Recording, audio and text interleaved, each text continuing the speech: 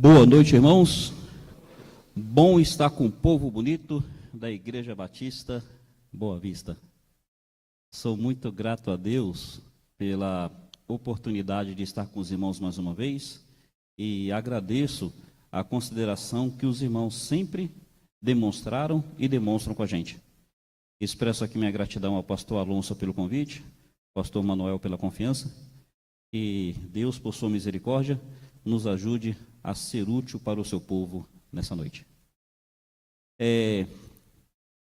Vinde após mim, e eu vos farei pescadores de homens. Nós vamos discorrer sobre essa temática. Seguir a Jesus Cristo nos leva a ser pescadores de homens. Mateus, ele faz ali uma leitura sobre o chamado, a vocação de Pedro, de uma maneira bem resumida. Eu gostaria de me ater à passagem paralela, que fala sobre esse momento de uma forma mais detalhada. Então, convido os irmãos a se colocarem em pé e abrirem em Lucas, capítulo 5. Lucas, capítulo 5. Leremos a partir do versículo 1. Passagem muito conhecida, é aquela passagem da pesca abundante.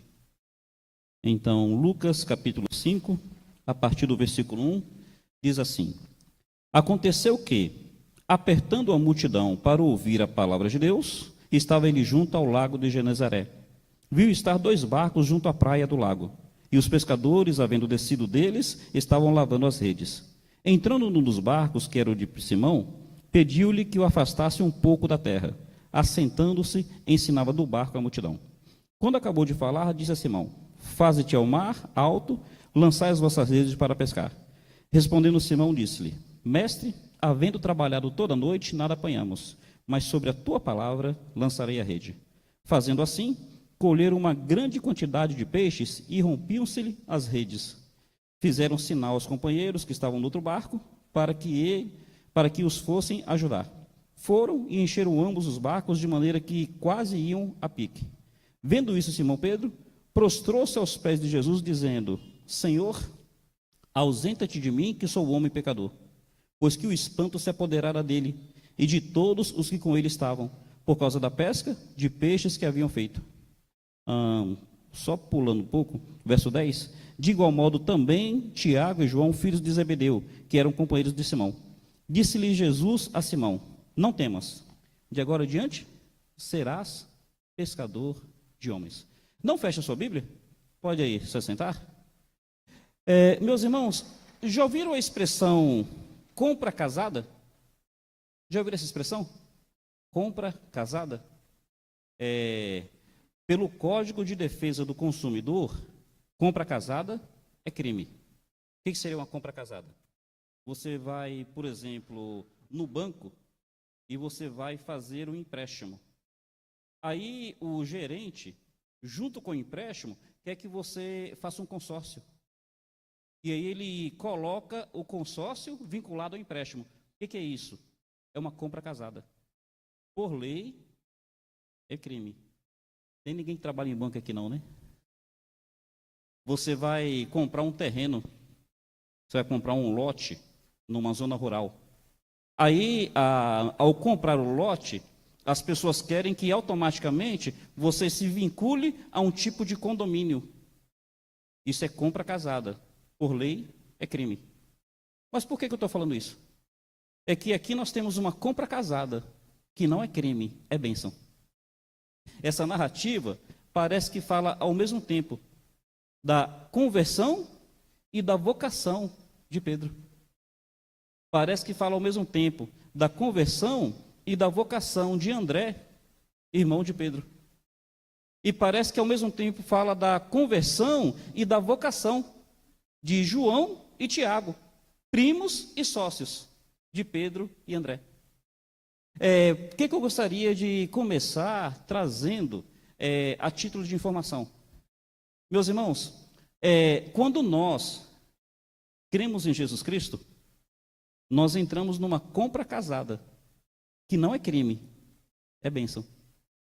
Automaticamente, ao seguir a Jesus Cristo, ao crer em Jesus Cristo, eu automaticamente estou dentro de uma vocação de levar outros também a ouvirem de Jesus Cristo.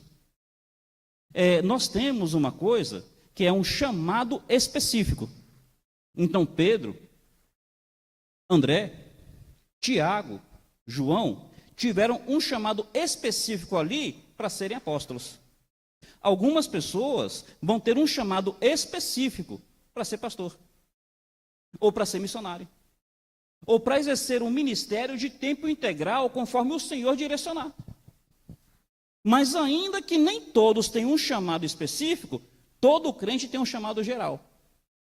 Porque Jesus Cristo, antes de subir ao céu, ele reuniu os discípulos e falou assim: todo o poder me é dado nos céus e na terra. Portanto, porque eu tenho todo o poder nos céus e na terra, ide por todo mundo, fazer discípulos de todas as nações, batizando-os em nome do Pai, do Filho, do Espírito Santo, ensinando-lhes todas as coisas que vos tenho ensinado. E eis que estou convosco todos os dias, até a consumação dos séculos. Meu irmão, pensa bem. Com quem é que Jesus vai estar todos os dias até a consumação dos séculos? Se você disser que ali foi só para os apóstolos, então a promessa é só para os apóstolos. Se você disser que é só para missionário, então a promessa ali é só para missionário. Mas se você entender que Jesus está com todos os crentes, todos os dias, até a consumação dos séculos, porque ele prometeu ali, ora, antes de dizer estou com vocês todos os dias, ele disse, ide por todo mundo e fazer discípulo de todas as nações. Então veja bem, nem todo mundo aqui vai ter um chamado específico. Nem todo mundo vai ter um chamado para ser pastor, para ser missionário, para ser evangelista. Mas todo mundo que verdadeiramente creu em Jesus Cristo tem um chamado para ser pescador de homem, para testemunhar de Jesus. Não foi assim que Lucas, ele vai dizer em Atos capítulo 1, mas recebereis poder ao descer sobre vós o Espírito Santo, e ser-me-eis testemunhas, tanto em Jerusalém, Judeia, Samaria e até os confins da terra. Então, meus irmãos, que o Senhor nessa noite, ele se agrade em levar pessoas a perceberem o chamado específico dele no coração dessa pessoa. Que o Senhor aqui se agrade em revelar a você um chamado específico para ser pastor, para ser missionário, para ser evangelista. Mas ainda que ele, na sua soberania, não tenha um chamado específico para alguém aqui, Deus, na sua palavra, tem um chamado para todos, para que sejamos pescadores de homens, para que testemunhemos da salvação que é em Cristo, para que nós possamos dizer àqueles que estão à nossa volta, ao nosso dia a dia, que há a salvação, que há perdão, que há a esperança, que há o amor de Deus manifesto em Cristo Jesus. Meus irmãos, como é que foi o contexto desse chamado de Deus, de Cristo, na vida de Pedro? E eu gostaria de discorrer no texto para trazer aqui algumas lições, algumas aplicações. Como é que se deu? Observe o versículo 1. Diz assim: aconteceu que, apertando a multidão para ouvir a palavra de Deus. Em primeiro lugar, aquelas pessoas que realmente querem abraçar em obediência esse chamado de Deus para poder ser pescador de homens, precisa ter um profundo apego à palavra de Deus. O texto aqui está dizendo que Jesus, conforme exercia seu ministério, as pessoas começavam a se aproximar dele. As pessoas começavam a andar com ele. Muitos vinham de longe para participar desse momento. De tal forma que o texto aqui diz que uma multidão começou a apertá-lo. Várias vezes as narrativas falam de multidões. Numa delas, fala que Jesus multiplica pães para 5.000 homens. Pensa essa multidão.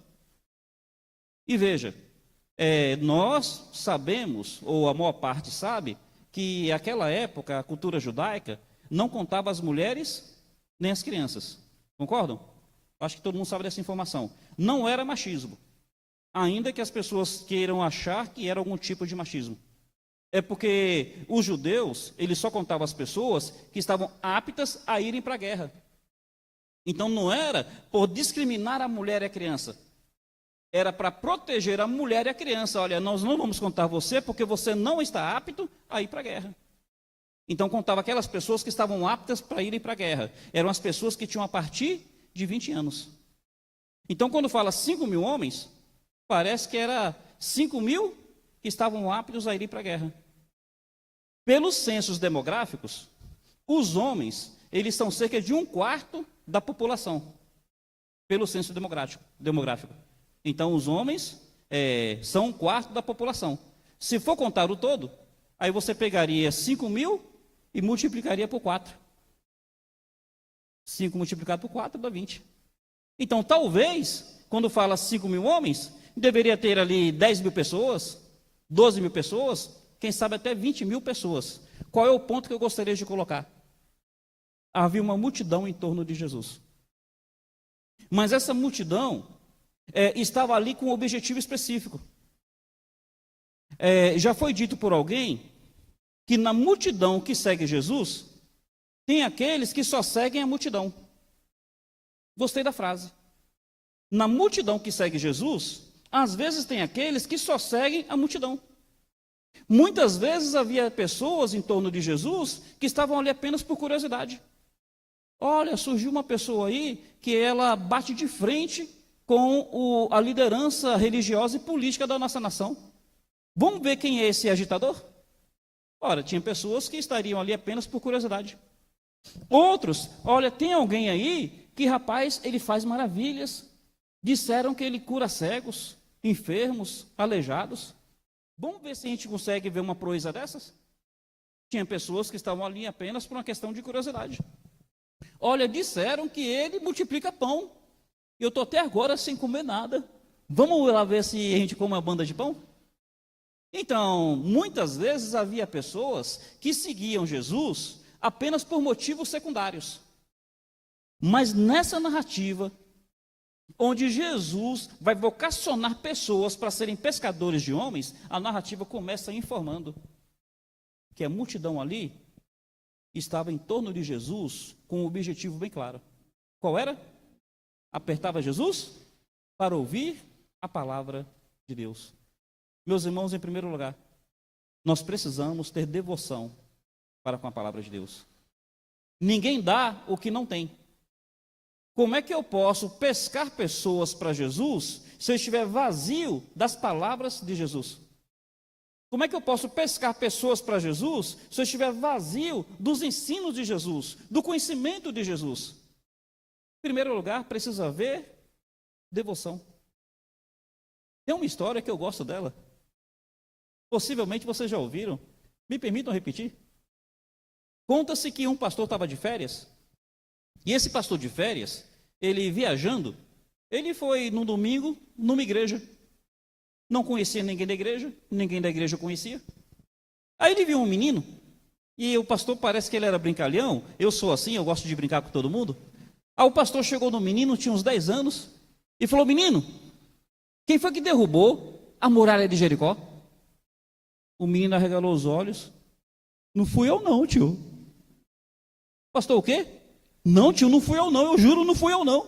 Pode perguntar para minha tia. Aí ele: menino, quem é a professora da escola dominical? Aí ela apontou assim: aquela tia ali. Aí ele foi e chamou a irmã. Falou: minha irmã, olha, eu estou aqui de visita. Aí eu não queria ser inconveniente, mas aconteceu uma coisa que eu fiquei assim curioso. Eu perguntei para aquele menino ali, quem foi que derrubou as muralhas de Jericó? E o menino jura de pé junto que não foi ele. Aí a tia olhou para o menino e falou: olha, eu conheço aquele menino desde pequeno.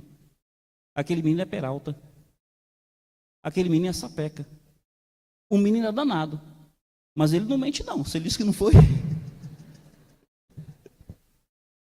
Aí o pastor falou: é mesmo? Ô minha irmã, o pastor da igreja está aqui hoje? Está sim, está lá no gabinete. Posso ir lá falar com ele? Pode. Aí ele foi lá conversar com o pastor da igreja. Aí falou: pastor, olha, eu queria me apresentar aqui. Eu sou seu colega de ministério. Eu sou pastor numa outra região. E eu queria compartilhar uma coisa com o senhor, que se fosse na minha igreja, eu gostaria que compartilhassem comigo. Então eu vou tomar aqui a liberdade.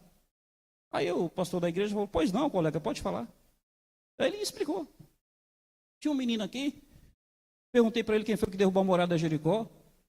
Ele disse que não é ele. Perguntei para a professora da escola dominical. E a professora falou que se ele disse que não é, porque não é mesmo. Aí eu vim trazer para o senhor. Aí o pastor da igreja respirou fundo, fez aquela cara de pesar e falou, pastor, essas coisas acontecem. Você está no ministério, eu estou no ministério. Vamos fazer o seguinte? Você me fala quanto é que foi o prejuízo? Eu falo para o tesoureiro e ele paga o dono da muralha. Qual é a moral dessa história, meus irmãos? A falta de familiaridade dos crentes com a palavra de Deus. A falta de familiaridade com aqueles que no passado eram chamados povo do livro. Nós no passado éramos chamados povo do livro.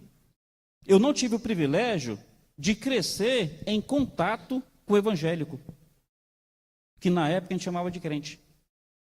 Mas eu me lembro que uma vez, uma parente vinda daí do sertão, não sei se era de Brumado, de algum lugar, ficou em casa. E a minha família, ninguém tinha contato com o evangélico, com crente, com nada disso. E ficamos, eu menino, meus irmãos, com essa parente, encantados com ela contando histórias da Bíblia. E ela contou a história de Sodoma e Gomorra. E ela foi contando outras histórias, e a gente ficou um tempão com ela, só ouvindo histórias da Bíblia. Meus irmãos, para nós sermos pescadores de homens, a partir do momento que a gente está seguindo Jesus Cristo, a gente precisa ter uma profunda devoção pela palavra de Cristo. O que eu queria incentivar, incutir? Tenhamos devoção, apreço, sede, desejo pela palavra do Senhor. Apertemos Jesus para ouvir da palavra do Senhor. Apertemos o pastor para aprender mais da Bíblia a partir do pastor. Apertemos o pregador, apertemos a escola dominical. Precisamos ter mais da palavra no nosso coração, porque é tendo da palavra no nosso coração que a gente vai contagiar as pessoas em nossa volta com os ensinos da palavra. O que a Bíblia diz? O Senhor vela pela sua palavra para cumprir. Meu irmão, Jeremias, ele vai dizer assim, que a palavra do Senhor é como um martelo, que esmiuça a penha. Naquela época, a metalurgia era rara. Hoje a metalurgia é comum. Então, naquela época, ter uma marreta, ter um martelo, não era muito comum. E as marretas e os martelos que tinham, não eram da qualidade que nós temos hoje. E naquela época eles iam quebrar aqueles rochedos. E eu fico imaginando que Jeremias deveria ver pessoas com aqueles martelos, talvez de 1 quilo, talvez de 1,5 quilo, que você bate, machuca mais a sua mão do que a pedra. E aí Jeremias vai fazer um comparativo.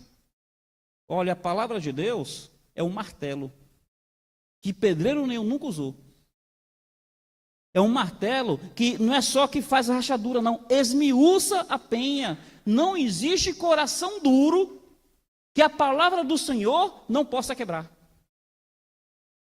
Não existe coração endurecido que a palavra do Senhor não possa transformar. E aí, em primeiro lugar, o que está associado ao chamado de Pedro, à conversão de Pedro? O fato de que começa dizendo que as pessoas apertavam Jesus para ouvir da palavra de Deus. Salmo 19, ele é um salmo que ele lida com duas realidades da revelação de Deus. A revelação geral. Os céus manifestam a glória de Deus, o firmamento anuncia a obra das suas mãos. Um dia faz declaração, outro dia, uma noite mostra sabedoria, a outra noite. Aí o salmista, depois de um certo versículo, se eu não me engano é o verso 4 ou o verso 6, ele sai daquilo que é chamado de revelação geral, a criação, e ele começa a falar da revelação especial. Ele começa a dizer, a lei do Senhor é perfeita e alegra a alma. O testemunho do Senhor é maravilhoso e dá sabedoria aos simples. E ele vai falando sobre a lei do Senhor, ele traz uma visão sêxtupla. Por 6 vezes ele se refere à lei do Senhor, e cada vez que ele fala, ele traz um atributo, uma característica, um resultado, refrigera a alma, alegra o coração, dá sabedoria aos simples. E ele diz assim: é mais preciosa do que o ouro, do que muito ouro refinado, e mais doce do que o mel e o licor dos favos. Meus irmãos, em primeiro lugar, vamos incutir no nosso coração devoção para com a palavra de Deus. Fome, sede. O meu filho tem 2, cada um deles na sua adolescência teve uma febre. O meu mais velho, na sua adolescência, ele teve uma febre com o Senhor dos Anéis. O meu mais novo, ele tem uma febre com o Harry Potter. E o meu mais novo, ele com essa febre do Harry Potter. Gente, parece que na saga do Harry Potter tem um negócio de grifinalha, ele sabe detalhe por detalhe. E o que fica no meu coração? Fica no meu coração o seguinte: olha, assim como é natural um adolescente ele ter sede, ter encanto, ter assim interesse por coisas que são próprias da sua época, tem que ser natural para o crente ter interesse pela palavra de Deus, ter desejo para aprender mais do Senhor. Então não estou falando de fazer curso de teologia, de grego, de hebraico. Tá certo, tem pessoas que têm mais aptidão para isso, nem todos têm, mas todo crente precisa ter devoção para a palavra de Deus, ter sede, ter fome. E o que o texto vai dizer? Versículo 2: viu estar 2 barcos à praia, e pescadores, havendo descido deles, estavam lavando as redes. Então está associado ao chamado de Pedro. Então, está associado a Pedro vir a ouvir de Jesus: eu vos farei pescadores de homens. Meus irmãos, sendo pescador de homens, é uma consequência de seguir Jesus. Todo crente tem um chamado geral para pescar homens. E qual é a isca que a gente vai ter? A isca tem que ser a palavra. A expressão isca, espero que não tome no sentido pejorativo. Mas como é que a gente vai trazer pessoas a Jesus? Ora, sem criticar, mas tentando enfatizar a diferença da palavra, nós não atraímos pessoas a Jesus com eventos. Nós não atraímos pessoas a Jesus com novidades. Nós não atraímos pessoas a Jesus com modismos. Não estou criticando iniciativas que às vezes uma igreja ou outra igreja toma. Não, por favor, não leve para esse lado. Eu estou dizendo que o que realmente vai atrair as pessoas a Jesus é a palavra de Jesus. O que realmente vai atrair é a palavra de Jesus. Entendendo que essa é a isca, que é isso que vai fazer diferença, o que aqueles homens estavam fazendo? Estava Jesus ensinando, e esses homens ali à beira lavando suas redes. Eles ouviam Jesus e lavavam as redes. Eles ouviam Jesus e lavavam as redes. Me permita colocar isso como aplicação. As suas redes precisam ser lavadas pela palavra de Jesus. Então me permita colocar isso como aplicação. O que são essas redes? Em termos de aplicação, a nossa rede começa com a nossa alma. Conforme eu ouço da palavra de Jesus, a minha alma precisa ser lavada pela palavra de Jesus. A minha rede, de repente, são as minhas emoções. Conforme eu vou ouvindo da palavra de Jesus, as minhas emoções têm que ser purificadas pela palavra de Jesus. De repente, são meus pensamentos. Ora, as minhas redes é o meu comportamento. O meu comportamento precisa ser lavado pela palavra de Jesus. Gente, tenta imaginar. Eles vão lançar a rede. E se a rede não estiver lavada, o que vai acontecer? Puxa pela lógica. Você vai pescar, você lança a rede. No que você puxa, nem sempre você traz peixe. Mas sujeira você traz sempre. No que você lança a rede, nem sempre vem um peixe. Mas de repente vem uma alga, vem uma folha, vem um mato. E essas coisas ficam presas na rede. E conforme você vai jogando e puxando, e essas coisas presas na rede, chega uma hora que não dá para jogar porque a rede está pesada. Ou seu braço não tem impulsão para jogar, seu braço cansa, ou a rede, porque está pesada, ela não vai muito longe. Meus irmãos, o que eu gostaria que nós pensássemos aqui? Se as nossas redes não estiverem lavadas, a nossa tentativa de pescar homens vai ser contraproducente. Eu quero falar de Jesus para a pessoa, mas a pessoa olha para mim e me vê com a rede suja. Aí ela vai dizer assim: ó, rapaz, quem está precisando de Jesus é você. Olha a sua rede, como é que está aí? Eu vou falar de Jesus para a pessoa, mas a pessoa convive comigo, me permita trazer aqui aplicações voltadas para jovens, convive comigo na faculdade. E ele vê que eu conto uma piada imoral sacudida. Rapaz, você quer me falando de Jesus? Olha a rede suja aí. Eu convivo com a pessoa ali na faculdade e ela me vê falando palavrão, torto e à direito. Rapaz, olha a sua rede suja aí.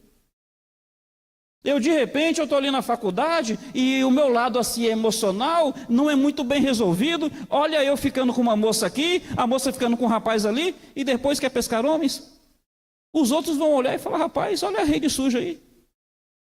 Meus irmãos, as nossas redes precisam ser purificadas. E como é que elas são purificadas? Conforme a gente estiver ouvindo as palavras de Jesus. Dá para a gente trazer para um âmbito bem mais íntimo. Celular não é do diabo. Meu celular quem comprou foi eu. Se o diabo quiser um, que ele compre o dele. Mas vamos concordar que o diabo tem encontrado muita brecha na vida das pessoas por meio do celular? Seu celular precisa ser lavado pela palavra de Jesus.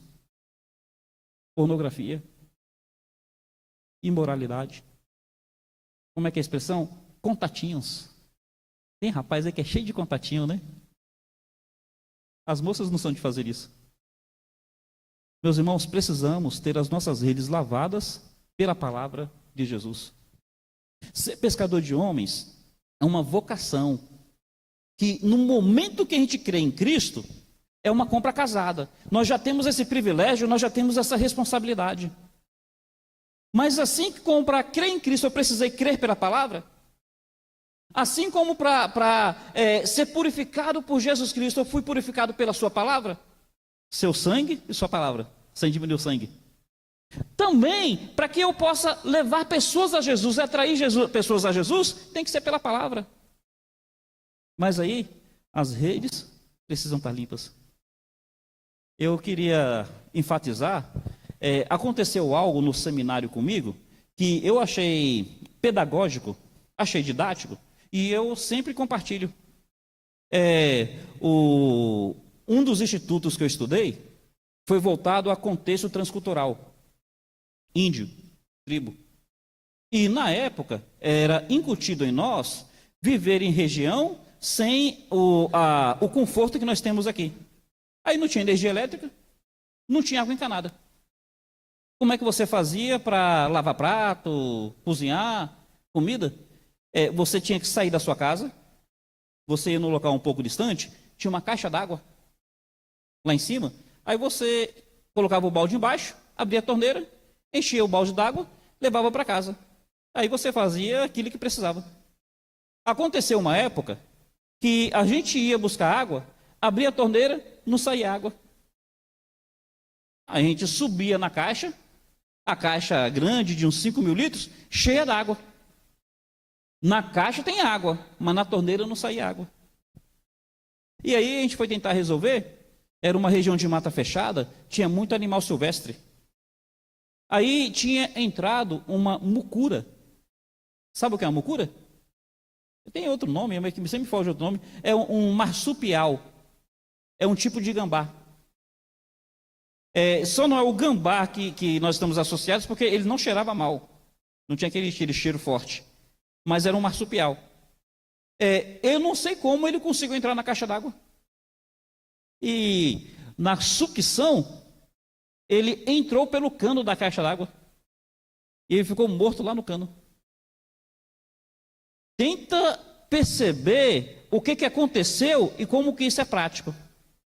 Lá na caixa tem água, mas aqui no cano não sai água. porque tem um rato morto no cano impedindo a água. Meu irmão, Deus tem uma caixa d'água cheia de bênção para o povo dele. A caixa d'água de Deus não está vazia, porque Ele é Deus de abundância. O Senhor, Ele não está com a mão impedida para usar a minha vida. Ele não está com a mão impedida para que, através de mim, pessoas à minha volta sejam impactadas. O que às vezes acontece é que ou a pessoa não tem a percepção da sua vocação, ou a pessoa está vazia da sua palavra, ou as redes estão sujas porque tem rato morto no cano. E eu queria realmente incentivá-lo a fazer uma reflexão com Deus. O salmista, no Salmo 19, ele, depois de falar sobre a revelação geral, a revelação especial, ele diz assim: também por ela é admoestado o teu servo. Depois de falar sobre a palavra de Deus, ele fala: também por ela, pela palavra, é admoestado o teu servo, e em aguardar a grande recompensa. De repente ele diz: quem é que pode conhecer as próprias faltas? E ele clama: absolve-me tu, Senhor, daquelas faltas que me são ocultas. O que o salmista está dizendo? Senhor, quando eu olho para a palavra, eu consigo ver em mim algumas coisas que precisam ser melhoradas. E o que eu vejo, eu estou compromissado a melhorar. Mas, Senhor, aquilo que eu não consigo ver, Senhor, faz isso na minha vida. Eu quero realmente ter a rede lavada daquilo que eu estou consciente e daquilo que de repente eu faço e nem estou consciente. Lembra que o Salmo 139 tem algo semelhante? Senhor, tu me sondas e me conheces. Vê se há em mim algum caminho mau e guia-me pelo caminho eterno. Em nome de Cristo, vamos lavar as nossas redes com a palavra dele. Lavar as redes no casamento, lavar as redes na família, lavar as redes no namoro, lavar as redes na caminhada cristã do dia a dia. Terceiro princípio, caminhando aqui. O versículo 3 fala que Pedro deu seu barco para que Jesus usasse o barco, né? Se a gente for colocar aqui como aplicação, meu irmão, nós precisamos dispor o nosso barco para o uso de Jesus. O que é o nosso barco? Nosso tempo. Meus irmãos, precisamos dispor o nosso tempo para Jesus. Eu vou tomar a liberdade aqui de fazer aplicações. Tem uma passagem, quando vão falar para Jó que os bens dele se perderam, dizem assim para Jó: Jó, os bois lavravam e as jumentas pastavam. Olha a colocação que eles fazem: os bois lavravam e as jumentas pastavam. Charles Spurgeon, príncipe dos pregadores, ele tinha uma sabedoria para manusear a palavra. Ele pegou essa expressão: os bois lavravam e as jumentas pastavam. Ele falou: ainda hoje é assim. Quem deveria lavrar está pastando, e quem poderia pastar está lavrando. Não era para as jumentas lavrarem, não era para as jumentas puxarem a carroça, para as jumentas puxarem o arado, e não era para os bois estarem pastando. Então o boi engordando e as jumentas trabalhando. Não era para ser assim? Só que a narrativa fala: os bois lavravam e as jumentas pastavam. Meus irmãos, às vezes a gente olha isso na igreja. Aquelas pessoas que de repente elas têm a vida corrida, trabalham a semana inteira e faz isso e faz aquilo, às vezes são aquelas que a gente mais pode contar na igreja. Enquanto que outros que às vezes têm um tempo mais livre. E outros que de repente assim têm uma certa flexibilidade. Esses preferem pastar do que lavrar. Mas com certeza não acontece aqui na Boa Vista, né? Meu irmão, o tempo agora não é de pastar não, o tempo agora é de lavrar. É de trabalhar. Vamos pegar o nosso barco e colocar nas mãos de Jesus, porque vidas precisam ser pescadas. Vamos pegar o nosso tempo, vamos pegar o nosso talento, vamos pegar os nossos dons e colocar ao serviço de Jesus. Vale a pena. Jesus é bom patrão. Não é que ele paga bem, é que ele já pagou. Bom, seguindo aqui, quando Jesus termina de falar, ele vai se voltar diretamente a Pedro. E aqui eu fico imaginando a maneira que o Senhor tem de lidar. Ele lida com a multidão e ele lida com o indivíduo.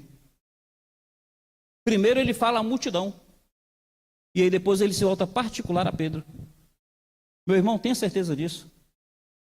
Deus, ele se volta a nós no todo, mas ele também se volta a nós no particular. Assim como ele fala à igreja quando ela está toda reunida, ela fala com cada um de nós no nosso particular. Deus tem algo para te dizer. Deus tem uma palavra especial para você. Não sei se já aconteceu contigo. Às vezes a gente está na igreja e o pregador vai pregar e ele nem conhece a gente. Mas parece que Deus naquele dia, ele esqueceu. Ele não levou em conta as outras 999 pessoas que estavam na igreja. Ele só pensou em você. Aquela palavra foi para você. Meu irmão, pensa nisso. Deus tem uma palavra especial para você. Obrigado, meu irmão. Muito obrigado. Aí, Jesus, se voltando especificamente a Pedro, ele fala assim: vai mais ao largo e lance a sua rede. Vamos entender? O que é lançar? O que é ir mais ao largo? Então, o lago de Genezaré, ele era tão grande que alguns chamavam de mar. Já ouviu falar Mar da Galileia? É o mesmo lago de Genezaré. É que ele é tão grande que às vezes as pessoas olhavam e pensavam que era um mar, ou chamavam de mar.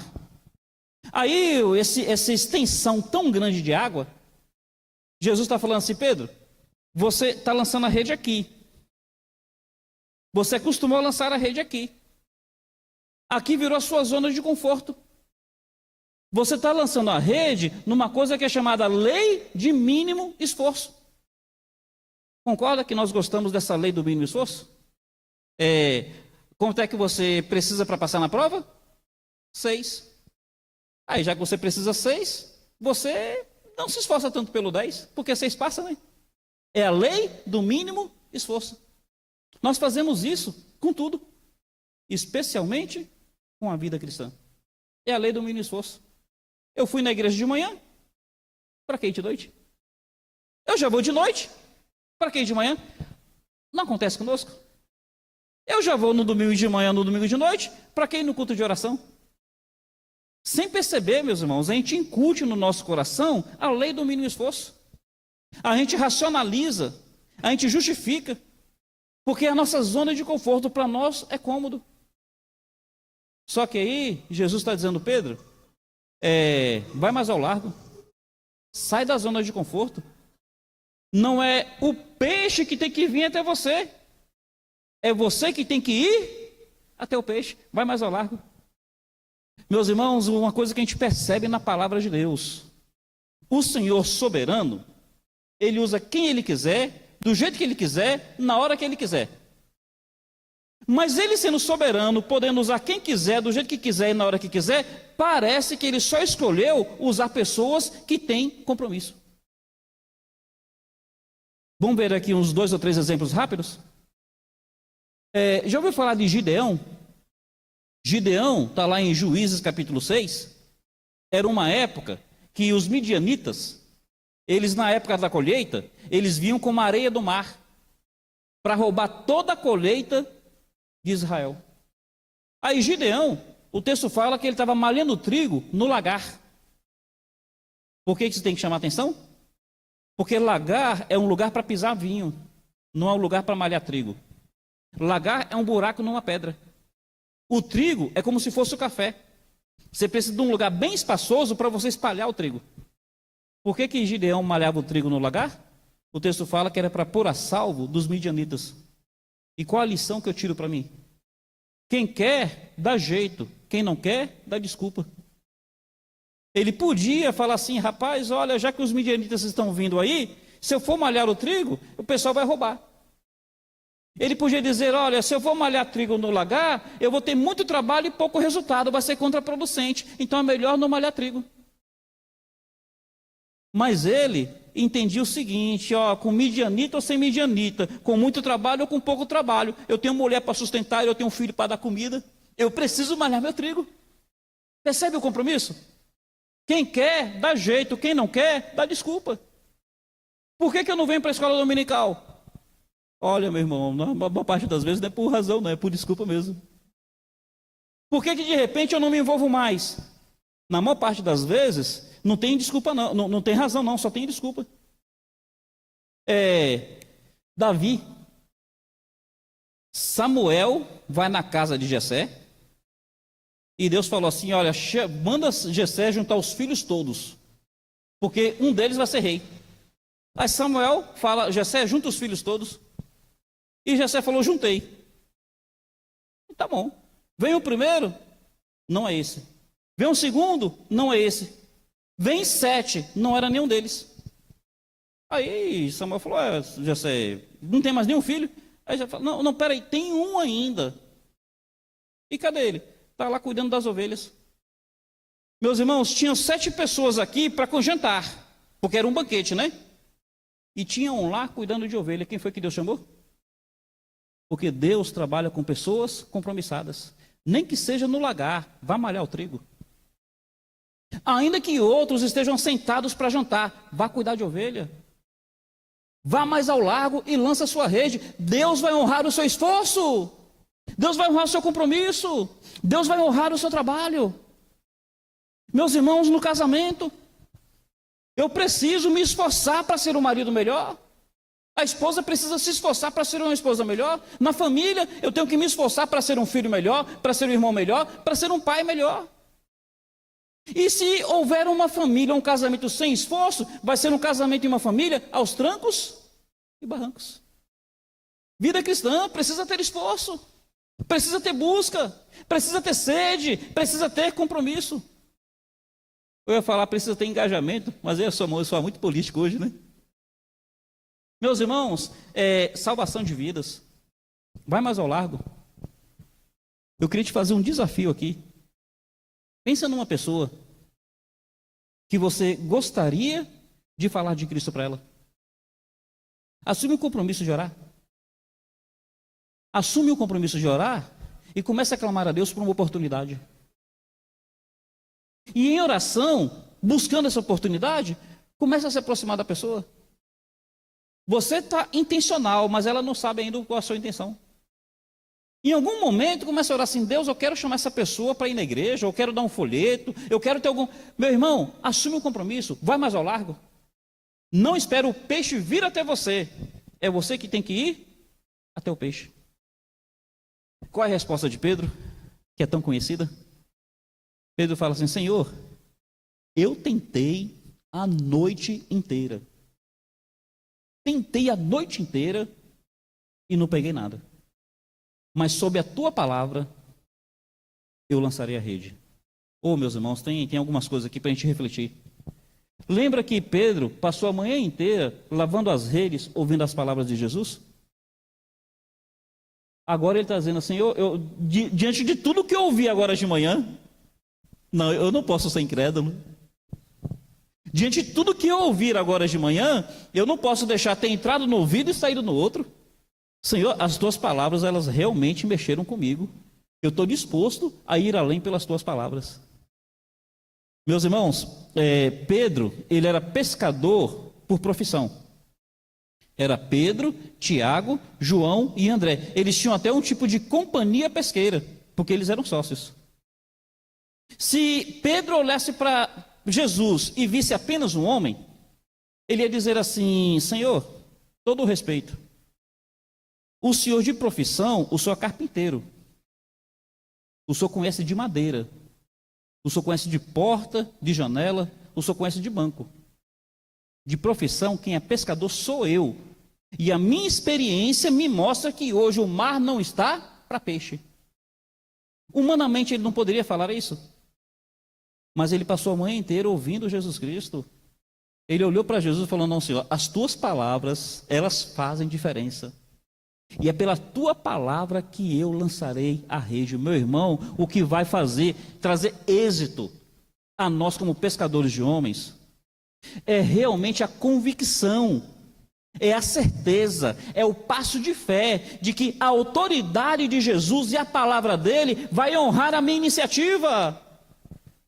Senhor, olha, aquela pessoa ali, ela é ímpia, aquela pessoa é blasfema, aquela pessoa ali, olha, eu não consigo imaginar ela convertida, mas sob a tua palavra, eu vou pescar essa rede, eu vou lançar essa rede. Sob a tua palavra, eu vou tomar essa iniciativa. Meu irmão, confia no poder da palavra de Jesus. Eu estou caminhando para o final. Eu queria dar uns 3 ou 4 exemplos.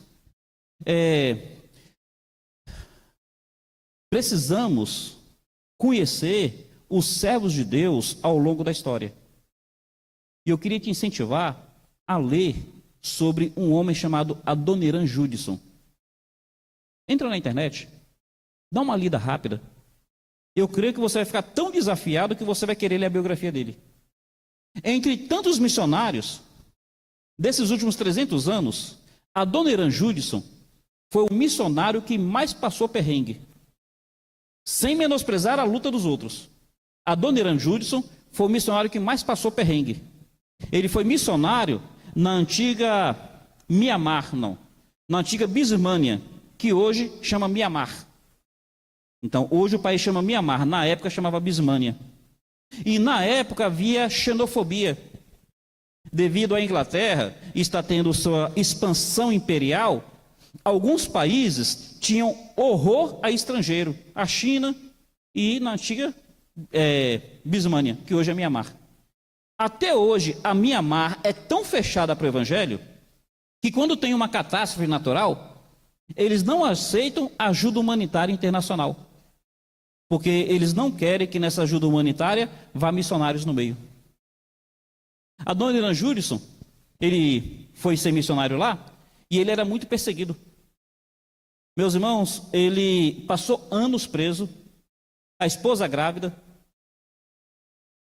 Uma das situações que ele passou, já viu aqueles filmes onde alguém anda em cima de brasa, descalço?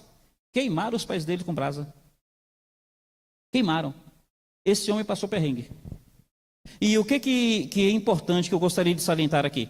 Quando ele chegou lá, que ele começou a aprender a língua, ele começou a escrever alguns versículos sobre Jesus. Ele foi escrevendo os versículos e ele foi distribuindo. Quando ele chegou em Mianmar. Aí passaram-se anos, nada de resultado. Ele até esqueceu disso. Depois de mais de 10 anos, chega até ele um grupo de pessoas e falou assim: olha, você que fala sobre Jesus? Ele falou: sou. É que lá na nossa aldeia, a gente gostaria de saber mais sobre Jesus. Você pode ir? Aí ele foi. A aldeia longínqua, dias de viagem. Aí quando chegou lá, tinha várias pessoas querendo saber sobre Jesus. E ele foi perguntar: como é que vocês conheceram sobre Jesus? Aí um deles falou: olha, há muitos anos eu fui lá na capital e me deram um papel com alguns versículos sobre Jesus. Eu trouxe esse papel para cá e a gente começou a ler. E esses versículos falavam que Jesus é o Filho de Deus. Esses versículos falavam que Jesus nos amava. Esses versículos falavam que Jesus morreu por nós. E falava que ele ressuscitou. E a gente tem estado tão impressionado que a gente quer saber mais quem é Jesus. Meus irmãos, o poder da palavra.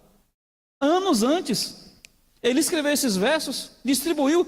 Para ele que estava perdido, não tinha mais significado nenhum. E olha o resultado que ele pode ver em sua vida. Apenas uma curiosidade: a Convenção Batista Mundial, Mianmar, resistente ao Evangelho, na época expulsaram todos os missionários.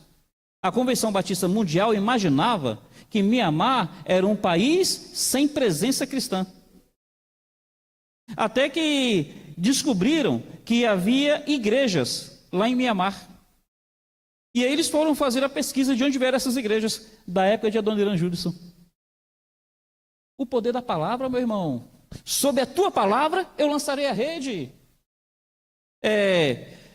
Minha experiência não é padrão para ninguém.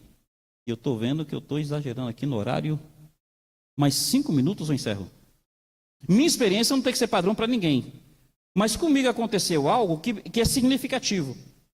Eu estudava no antigo Leônidas Cardoso, que hoje é o Vilas Boas Moreira. Eu peguei a época da irmã Júlia. Quando a gente estava lá naquele Leônidas Cardoso, e o pessoal falava: vem Dona Júlia, a gente tudo corria. E eu, adolescente, 12 para 13 anos, matava muita aula. Não era crente. Aí eu chego numa quinta-feira à noite e está todo mundo com um Novo Testamento cinza na mão. É que um dia antes, os gideões tinham ido lá e tinham distribuído o Novo Testamento. E eu fiquei triste, porque todo mundo ganhou o Novo Testamento, menos eu. Isso já tem seus 37 anos. Naquela época a Bíblia não era tão comum como é hoje. E eu fiquei triste. Aí eu saio para o lado de fora, tinha um pipoqueiro.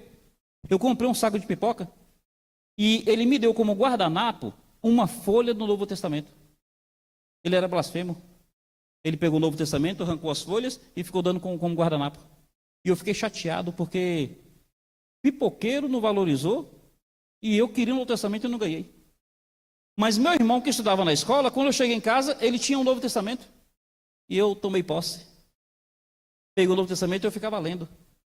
Eu tinha uns 13 anos. Eu li Mateus, Marcos, Lucas e pulei para Apocalipse.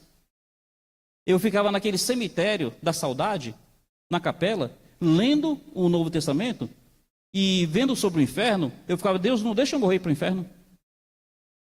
Aí quando eu tinha aí meus 14 para 15 anos, eu passei em frente de uma igreja, a Igreja Batista Conquistense.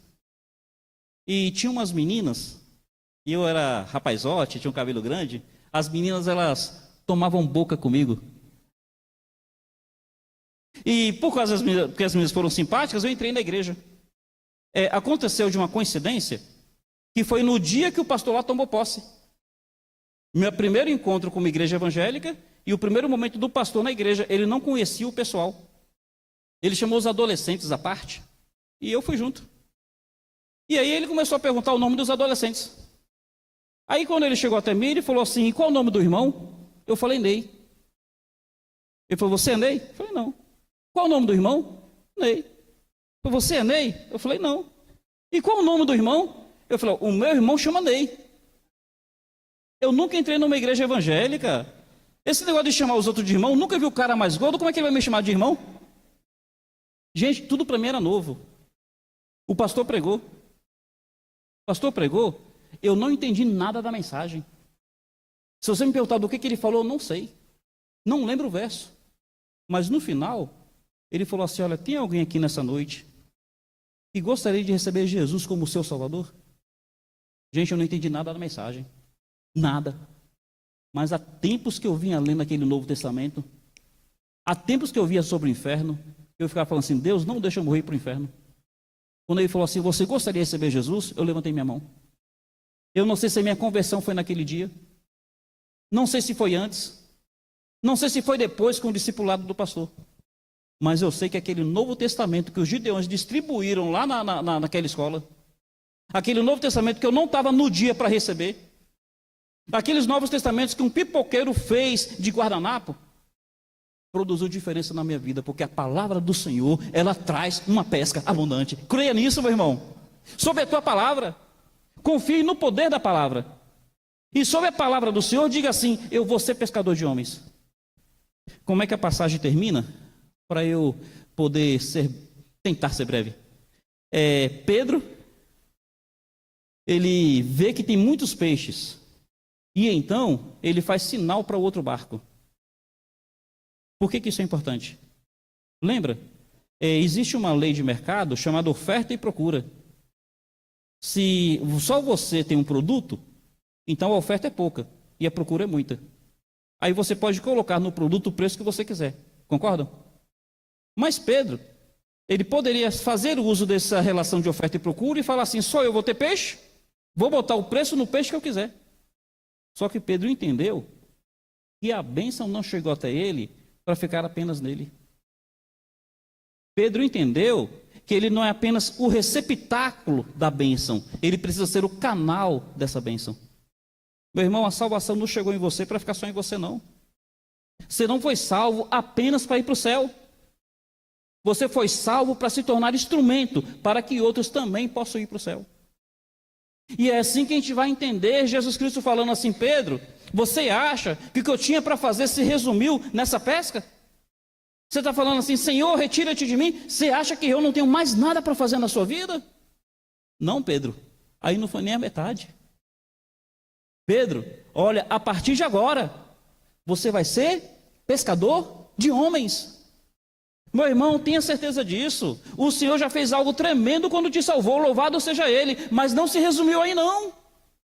Você não foi salvo apenas para ir para o céu.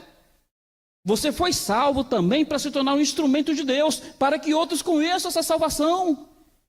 De repente tem um chamado específico para que você seja pastor, abraça o chamado. De repente é um chamado específico para que você seja um missionário, um evangelista, abraça o chamado. Mas independente de ter esse chamado ou não, saiba disso. Há um chamado geral para que todo crente, todo salvo, procure ser o instrumento do Senhor para que outros também conheçam Jesus. Em nome do Pai, que nós nos comprometamos com essa bênção e esse privilégio maravilhoso. Louvado seja Ele.